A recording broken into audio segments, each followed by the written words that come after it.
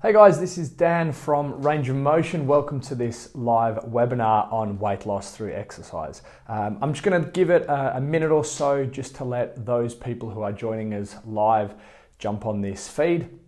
I know most of you will be watching this on delay or listening to this webinar through the Romcast podcast. So guys, just while we're waiting for people to jump on, those who are joining us live, let me give you a basic overview of what we are going to be going through today. We're going to be talking about the 5 main questions that you should be asking yourself to make sure that you are maximizing your weight loss through exercise.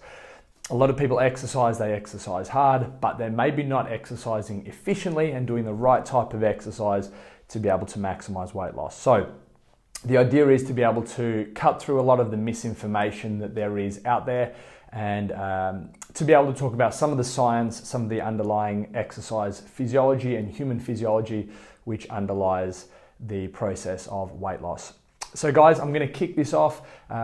Again, I realize most of you will be watching this on delay, so please feel free to post in comments below with any questions you may have. If there's anything I talk about that is of particular interest to you, please let me know and I will post extra resources in comments. So let's first kick this off with talking about the importance of exercise. Now, most people would rightly assume that nutrition is more important than exercise for maximizing weight loss. There's no denying that. It is more important for you to eat healthy than exercising a lot to lose weight. But what the research tells us is that although nutrition is better than exercise alone, a combination of nutrition and scientifically backed exercise is the best way to lose weight, but more importantly to sustain that weight loss over time. So maybe 10, 15, 20 years ago, the opinion was exercise is the most important thing. Now the opinion is very much that nutrition is the most important thing, but I believe at least that the pendulum has swung too far. The pendulum has swung from being very much exercise centric to now being very much nutrition centric. And as I said, nutrition is very important, but I think in time this will swing back and meet somewhere in the middle, and we will look at exercise and nutrition in combination as a pairing as an effective form of long-term weight loss. Now, when I first launched this event and started sending out invites for this event, a lot of people said to me, don't you mean fat loss, not weight loss? And yes, technically this is true. So what we're actually looking to do is not lose weight, because then obviously we're losing things like muscle and maybe even bone mineral density. We're not looking to do that. We are looking to lose fatty tissue in the body. The reason this event is called How to Lose Weight Through Exercise, not how to lose fat through exercise, is because that's what most people understand and that's what they're looking for. So sometimes you need to meet people where they are, talk the language of the people who are actually looking to make these changes. All right, I would like to introduce you to a concept of weight loss that we're going to be talking about a fair bit today. And I'm going to talk about this in financial terms. So you know you can have an active income and you can have a passive income. Of course, your passive income are things like purchasing shares and getting dividend payouts, or purchasing an investment property and having a tenant living in there paying you rent. These things are passive income. There's some sort of upfront investment which gives you a long-term return. And we can talk about exercise in similar terms. And then of course on the other side of the equation you have an active income. This is your salary or your hourly wage or your hourly rate. This is an amount of money that someone pays you for a given unit of time. Now, of course, in financial terms, both are important because you need to have that hourly rate, you need to have that salary to accumulate the finances to then be able to invest in a passive income. But long term, we reach a ceiling if we're only relying on this active income. I want to have that passive income to push us through that ceiling. Exercise is exactly the same. And let me talk to you about why exercise is the same and talk to you about how we can increase the passive income of exercise, how we can get weight loss passively. And this comes down to 2 different areas. Firstly, it comes down to something called EPOC, which I'm going to expound upon in a moment, and also something called metabolically active tissue. So let's talk about both of these concepts and why they are so important. So let's first talk about EPOC, E-P-O-C, and this stands for excess post-exercise oxygen consumption, which is just a really fancy exercise physiologist way of saying when you stop exercising, your body continues to burn energy for a period after exercise. So this is obviously a good thing, because what it means is that if you keep burning energy after you exercise, it's going to help you in this weight loss process. And effectively, it means that you are burning fat as you sleep, which is a good thing. Again, this is the passive income of the exercise world. You do some hard work up front, and then you continue to get the benefits of this hard work into the future. So let's graph this. So imagine we've got a graph here. And on this graph, we are going to graph the effect in terms of fat burning of long, slow exercise. So maybe you're going to go for a half hour or a 1 hour jog or cycle or swim or a walk. What happens during that exercise is you burn a decent amount of energy. So as you're actually doing the exercise, as you go for that 1 hour jog, you do burn a large amount of energy, and you get this curve on the graph. Now the area under that curve is how much energy you burn. And there's a lot of energy being burnt under that curve. So that 1 hour jog, that 1 hour run is going to burn a lot of energy. Now, what happens if we shorten the volume, so you're no longer exercising for as long, but we increase the intensity? Well, what happens is this curve goes up higher. So the intensity goes up, but you obviously can't maintain that intensity for the same hour. So as the intensity goes up, that curve, which was looking like this, is now squashed. The intensity goes higher and the duration goes lower. So now instead of a 60-minute jog or run at a pretty slow pace, a moderate pace, we're now talking about a very fast 5-minute run. The sort of intensity that really leaves you huffing and puffing, hands on your knees by the end. So the area under this curve, the amount of energy you burn during this 5-minute run, is actually less, somewhat predictably, than it would be for an hour. So let me summarize that. An hour run at a slow to moderate pace will burn more energy than a 5-minute run at a faster pace, at a high intensity. So you would say, well, if I want to lose weight, surely I should exercise for longer. Surely I should do that hour of exercise. But here's the catch, and here's where that epoch comes in. So remember, to summarize here and just to revise this concept of epoch, this is how much energy you burn after the exercise stops. Here's what the research tells us. If you do that 60-minute slow jog, you will continue to burn energy for about half an hour longer, which is really good. You get 60 minutes of that active income, of that salary, where you're burning energy at the time. But then as a bonus, you also get that 30 minutes straight after the exercise. So you're not just burning energy for 60 minutes, you're burning energy for 90 minutes. So that long, slow run gives you 90 minutes of increased energy burn. How about that 5-minute intensity piece? That really hard 5-minute run where you're really pushing yourself. The research on this reveals some surprising information. And what it tells us is that if you push to a very high intensity, an intensity that is high relative to you, of course, you won't just burn energy for that 30 minutes after the exercise, which we saw with a longer run, you will burn energy for 38 hours after the exercise. Your body will work at a higher rate. The engine of your body will be revving at a higher rate, burning more energy, burning more fuel, and by burning more fuel, you will help to contribute to this process of fat loss. So this is really powerful. It tells us that intensity is a key driver of your ability to maintain a long-term weight loss program, and to do this in conjunction with a good nutritional program. This is this concept of epoch, and it's why the intensity is so important. And we'll touch a little bit more on intensity in a moment. Now, I told you there are 2 ways that we can increase the passive energy expenditure. The first is epoch, exercising at intensity to create long-term energy burn after you finish the session. The second way is by increasing what's called metabolically active tissue. Again, this is just a fancy way of saying you're putting more of the tissues, of the muscle in your body, which requires energy just to keep it alive.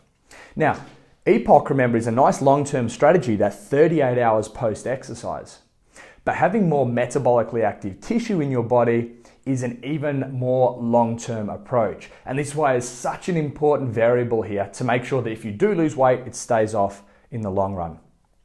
So let's go back and talk about some terms here. Metabolically active tissue. Your body's metabolism is basically the sum of all the chemical reactions that go on in your body. All those chemicals that fire off, everything that goes on in the body just to keep you alive.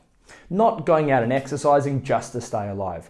The higher our resting metabolic rate is, the more energy it takes just to stay alive, to keep our bodies functioning. And the more energy we burn, the more fat we burn, the more this will help with your weight loss journey. The main metabolically active tissue that we can control, because you have things like your brain, which is the most metabolically active tissue. It takes a lot of energy, a lot of electricity to keep your brain running. But the one that we can control is the amount of muscle in your body. Muscle is a metabolically active tissue. How does this work? Well, let's say that I take a kilo of muscle and I say, here you go, there is a kilo of muscle. You can put that in your body wherever you like. Just by having that kilo of muscle in your body, not even by using it, not even by contracting it and squatting and doing push-ups and going for a run and exercising, but simply by having that muscle in your body, over the space of 12 months, just to keep it alive, your body is burning the equivalent of 6 kilograms worth of fat just to keep that muscle alive. And this is why this is such an important strategy for your long-term weight loss process and to keep that weight off over time. We're revving the engine, we're increasing your resting metabolic rate by adding more metabolically active tissue to your body. So if you can keep your muscle levels up, you continue to burn energy passively. And again, this is an even more long-term strategy than that EPOC, that excess post-exercise oxygen consumption. This really is the best long-term way to be able to maintain this weight loss process. Increase the metabolically active tissue by having more muscle in your body. So let's talk about what the actual exercise looks like to increase the EPOC, to get more metabolically active tissue in your body. What should you actually be doing? Because in the end, who cares about the science as long as the science works and helps you reach your goals? Well, we can look at 3 different things. We can look at the intensity of the exercise you're doing. We can look at the volume, how much exercise you're doing, be it how frequently or how long each bout of exercise goes for. And then we can look at the exercise type. So let's talk about those in order. First thing is exercise intensity. Now, exercise intensity, to maximize this passive energy loss at least, is the most important variable. The higher the intensity, the more you're able to increase that EPOC, that energy that burns after you've finished exercising, but also the more able you are to break down your muscle fibers, create these little micro tears in the muscles, which your body then repairs with some more muscle so it doesn't get damaged again. Increases the size of the muscle, increases the lean muscle in your body, and increases the metabolically active tissue in your body. So intensity is super important. Let's move from intensity onto volume. And again, we can talk about volume in terms of how long you go for or how many times a week you exercise. Volume is important, of course. You have to actually do the work. But there is this law of diminishing returns with the volume. If you do 0 exercise, there's no prizes for guessing that there's going to be 0 benefit. If you don't do anything at all, there will be no benefit to your health or to your weight loss journey. And we have to remember that weight loss is not just about aesthetically looking and feeling better, being more sexy, and the improved confidence that comes with that, but of course the raft of health benefits that come from not having too much fatty acid, too much fatty tissue in your body, leading to atherosclerosis, arteriosclerosis, type 2 diabetes, hypercholesterolemia, these diseases of inactivity, these long-term chronic diseases. So in terms of the volume, 0 exercise, 0 benefit, obviously. What happens though, when we go from doing 0 exercise to doing a very small amount of exercise, we go from having 0 benefit to a whole heap of benefit, just by going from nothing to something. And of course, this is the step where most people falter, is starting a new exercise program. But that start is the biggest benefit, the biggest impact. But unfortunately, it can often be the hardest step to make. So you start exercising, you do a little bit of exercise, maybe just 1 day a week, you start to get a huge amount of benefit. If you then were to double that and do the same amount of extra exercise again, of course there's an increase, but you're not increasing by as much. So you're starting off at Zero exercise, zero benefit. You go to a little bit of exercise, lots of benefit. A little bit more, just a bit more benefit. And the more you add, the less each extra bout of exercise helps you. And this is really good evidence for the fact that you just have to keep going. You just have to do something. It's not about doing an enormous amount of exercise. It's about consistently stringing together bouts of exercise every day, every week, every month, every year, consistently doing this over time. Doing something is infinitely better, literally, than doing nothing. And you will get more benefit the more you do, but there will be some sort of diminishing returns here. Doing twice as much is not twice as good. Doing 1 instead of 0 is infinitely better. So that's volume of exercise. Not as important as intensity for this passive energy burn, but important nonetheless. Let's now look at the type of exercise you should be doing. So we know that you should be exercising at high intensity. We know that you should be doing some volume, but that's not the key variable. Now we want to know what sort of exercise should we be doing? What should we be doing at intensity for these short periods of time? Well, let's talk about some of the key characteristics of this, and then I'll tell you the key questions you should be asking yourself to ensure that what you're doing is going to maximize your ability to have as much of this passive energy burn as possible. First thing, the movements you're doing should be complex, full body movements. What this means is you're using multiple muscles, using multiple joints, because big muscles burn big bits of energy. If you're doing small muscle groups and you're training and isolating these individual muscle groups, exercises that maybe only work one joint at a time, if you're doing that, you're not going to be maximizing the amount of energy you're burning because it doesn't take a lot of energy to activate and turn on small muscles. Use big muscles, use big complex joint movements, and you will burn a huge amount of energy. So this is why things like movements from the sports of Olympic lifting and powerlifting and gymnastics can be really effective as exercises that are going to be able to maximize the energy expenditure in your body. Not only do they use your muscles, which is important, as we'll touch on in a moment, but you're using big muscle groups, burning big bits of energy. The next point to talk about when we talk about the type of exercise, it has to do with the programming, and the programming is the exercise that's being prescribed to you. And we talk about exercise as a prescription. Obviously, prescription is a medical term, and just like the medical field, we are prescribing exercise to solve some sort of underlying pathology, in this case, excessive weight. So we talk about the programming, and what we want to do is order the exercises in your programming so you're rapidly moving from one movement to the next. Not only are you quickly moving from movement A to B to C, but the characteristics of these three exercises, A, B, C, should be conflicting. Here's what I mean by that. Let's say that exercise A is very lower body dominant. Maybe you're doing something like a squat.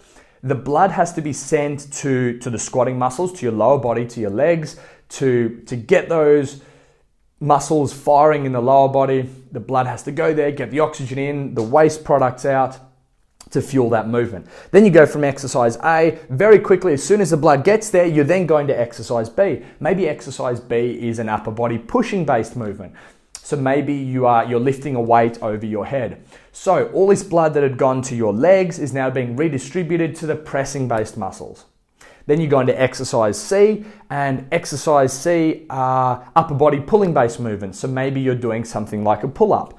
And in a pull-up, again, you're using different muscle groups to you were in the legs, and then different muscle groups to what you were doing with the pressing type movement. And again, your heart is forced to work hard and pump that blood now into your pulling muscles. This is called blood shunting.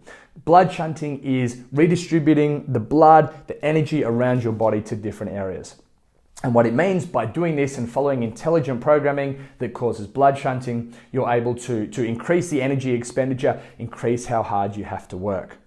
Now, if we were to do all the squats and then do all of the overhead pressing and then do all of the upper body pulling, what you're getting here is plenty of muscular work, but you're building localized muscular stamina, your ability to repetitively fire off these muscle contractions. So although you may end up doing the same amount of work, the programming is not as intelligent, and you're training this localized muscular stamina instead of maximizing the energy burn. All right, next factor to talk about in terms of the type of exercise to be doing, you should be doing resistance-based exercise. And this is key, particularly when it comes to this this passive energy burn that we've been talking about. So resistance exercise is where you are lifting some sort of load. Now, this could be your body weight. So just doing squats with no weight is a form of resistance-based exercise. Or maybe you're lifting weights, some sort of element of Olympic lifting or powerlifting, something where you're working your muscles and you're breaking down the muscles, forcing your body to adapt, increase the amount of muscle you have. And as you know, muscle is a metabolically active tissue. So this becomes really important to maximize this passive energy expenditure. Now, it doesn't have to be lifting an external weight. You can be lifting just your own body weight.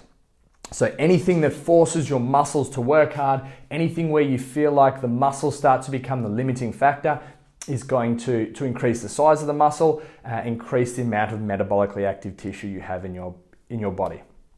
So there's a real quick, easy and dirty question you can ask yourself to determine whether an exercise that you're doing is going to tick these boxes. And it comes down to three things. Are you moving large loads? So are you moving a heavy weight? Maybe it's your body weight, maybe it's an external weight that you are adding in some sort of lifting type movement. Are you moving large loads? Are you moving those large loads a long distance? So let's look at an example of a calf raise. So if you're doing a calf raise, and let's say you've got a whole bunch of weight sitting on your back, you're doing a calf raise, and although you're moving a lot of weight, that being your body plus, this 100 kilo bar that's sitting on your back, because you're just doing a calf raise, it's a very small movement, you're not moving that load a long way. So that would not necessarily be an effective method of exercising to improve your weight loss.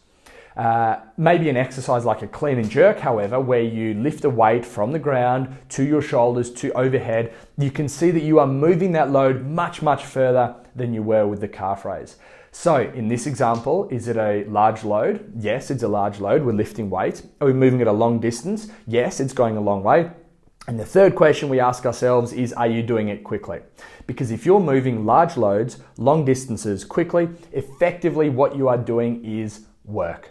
And when it comes back to physics, that matches pretty neatly to our equation for work, or our equation for power, which is force multiplied by distance over time. You don't need to know that. That's not important. As long as you're moving some weight, you're moving it as far as possible and you're doing it as quickly as you can. Obviously, with good techniques, you don't damage yourself. Those three things will ensure that an exercise you're doing is going to be effective to maximize your weight loss. Now, still on the topic of the exercise type, let's talk about variety. Variety is key here. Now, there's actually a very small number of exercises which, if you stick to them and adhere to them, they will be the most effective exercises for weight loss. However, that is assuming that you're exercising in a vacuum with no human psychology, no mental, no mind considerations. And of course, that's just absolutely not the case. So although we could prescribe the best exercises in the world for weight loss and just say, do these again and again and again and again and again, there's going to come a point, maybe after a couple of hours, a couple of days, a couple of months, or even after a couple of years, where you get sick of those movements, you get sick of those exercises. So variety here is huge, because for weight loss to work, we are talking multiple decades, not even multiple weeks, months, or years. We're talking very long term here. So you being able to add a lot of variety to your movements, following some of these criteria of programming that I've already talked about, you adding that variety is going to increase your adherence. Even if they're not the best exercises in the world, you will stick with them for the long term. And a good little tip here is to focus on your performance over your weight loss. What we found at Range of Motion is a lot of our clients who focus on the scales, the numbers, trying to get under 80 kilos, get under 100 kilos, get under 70 kilos. These people who fixate on the number are so fixated on that end goal that they lose sight of what they're doing to try and get there. They lose sight of the process. So what we've had a lot of success with is shifting people's focus from where they're trying to get to what they're able to achieve. Maybe someone is trying to do their first squat. Maybe someone is trying to do a 100 kilo squat. Maybe someone is trying to do their first pull-up or their first push-up without any help. To be able to do this, you need two things. You need to be a little bit stronger and you need to be a little bit lighter. And you can see in the context of what we've been talking about, if you're stronger, it means you've got more of this metabolically active tissue, which is important. There's more muscle in your body. And if you're lighter, while being stronger, it probably means you've dropped some body fat as well. So a great focus for you, a great goal would not necessarily be to lose 10 kilos, but to get your first push-up. And what will probably happen is you'll jump on the scales after achieving that, and although it hasn't been your focus, you will find that you have dropped some weight in the meantime. And because you've also gained some muscle, it's going to be a much more long-term prospect. So I've got 5 questions for you guys. These are the 5 questions to ask yourself to ensure that the exercise you're doing is maximizing your ability to lose weight. So the first question is, are you making your muscles work hard? Because we want to work our muscles hard to damage them, to cause an adaptation, to increase the amount of lean muscle in your body, to create more metabolically active tissue. There's question 1. Are you making your muscles work hard? Question 2, are you using multiple joints? A bicep curl only uses one joint, therefore it doesn't use a lot of muscle. A clean and jerk uses lots of joints, therefore it does use a lot of muscle, and big muscles burn big bits of energy. So question 2, are you using multiple joints? Question 3, are you moving either your body or an external weight a long distance? Because remember, if we're moving your weight, your body, or an external weight a long distance, then you're doing a lot of work, and a lot of work requires a lot of energy, and the energy comes from those fat stores in your body. So question 3, are you moving your body or the weight a long way? Question 4, are you training different things at the same time? So this comes down to not segregating these elements of fitness and saying, okay, well, I'm going to start with my strength work. I'm going to do 3 sets of 10 of this series of movements here to try and build muscle. Then I'm going to move on and do some cardiovascular work. Now, in the 90s and in the early 2000s, a lot of people would train this way. Very traditional way of training where they'd go and do their strength work and then they'd jump on a bike or a cross trainer or a treadmill and do half an hour of continuous cardiovascular exercise. Now, of course, in nature, in evolution, there's absolutely no precedent for this. We don't do things that require us to be strong, followed by things that require us to have good cardiorespiratory endurance. They're all mixed together. You have to run after the woolly mammoth. You have to spear it, then you have to butcher it and carry these big chunks of meat home. These things require cardiorespiratory endurance and strength and stamina and endurance and a whole range of these different physical skills.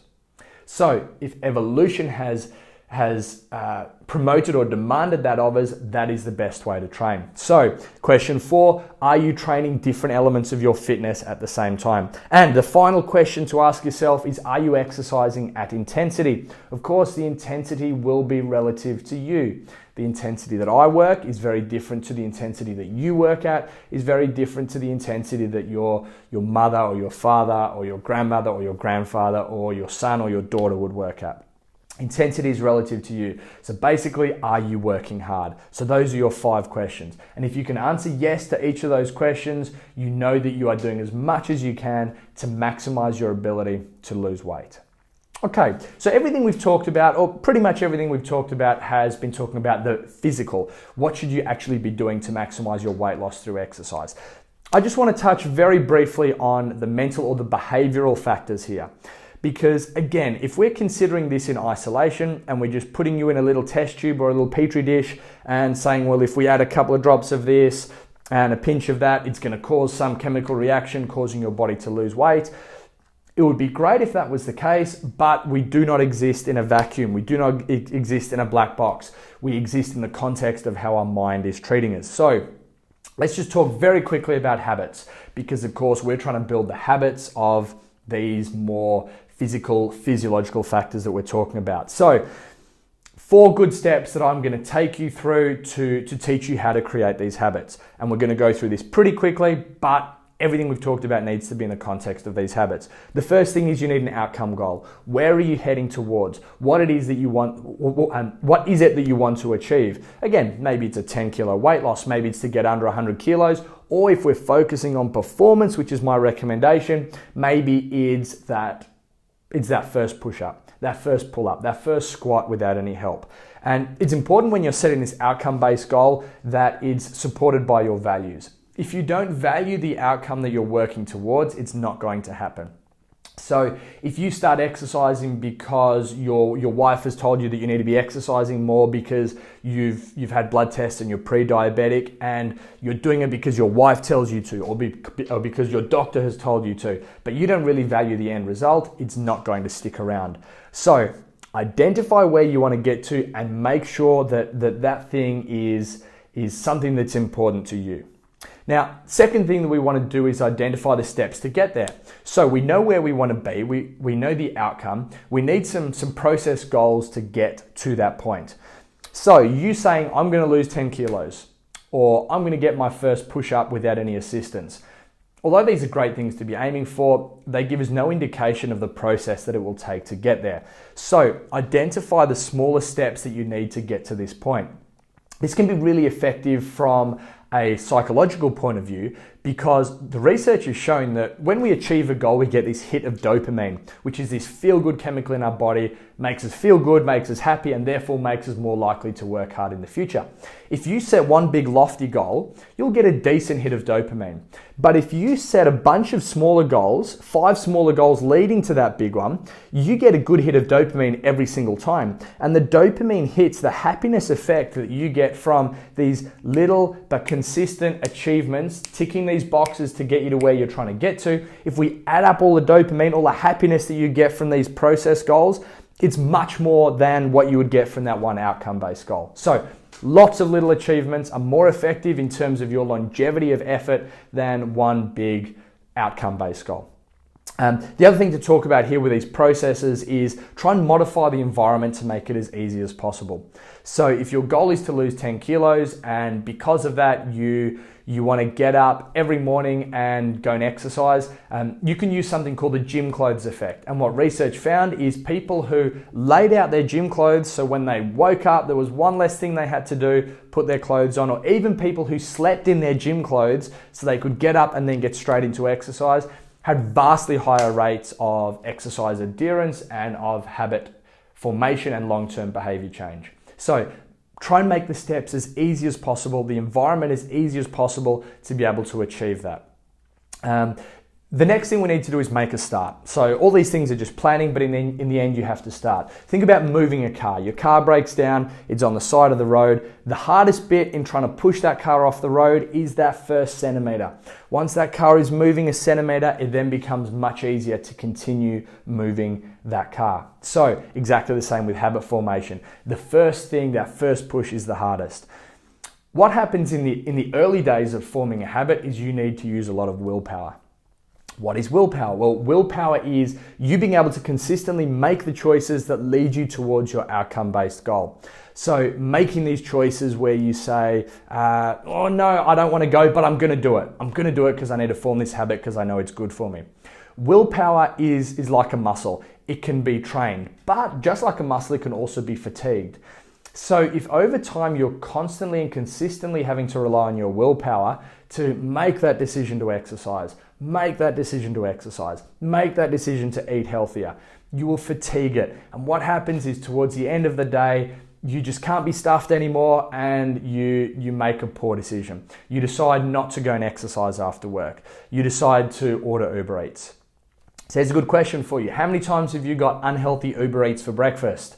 It's probably pretty low. How many times have you got unhealthy Uber Eats for dinner?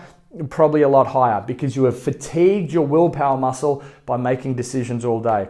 If you have a bad day at work or a rough day at home, you're much more likely to choose unhealthy food and to not exercise in the afternoon. So this willpower, although it's effective in the short term, is not effective in the long term. So how do we work around this? Well, when you start introducing a new habit, it takes a lot of willpower, which is good because you're training that willpower muscle, but it's bad because it's going to become depleted over time. But as you go, as you do these behaviors more and more and more, there are neural pathways, neural highways in your brain that get better at completing this behavior. Not only do they get better at it, but you no longer require the willpower. So early on in the habit formation game, when you're just trying to start some new exercise habits or some new healthy eating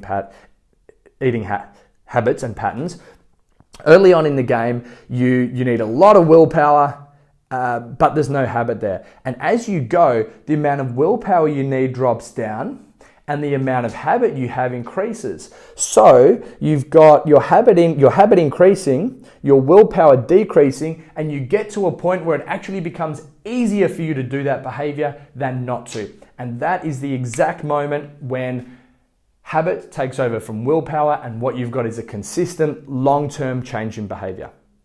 And basically, this process leads to a long-term change in your behaviors, long-term habits, and an adherence to the exercise that we've been talking about.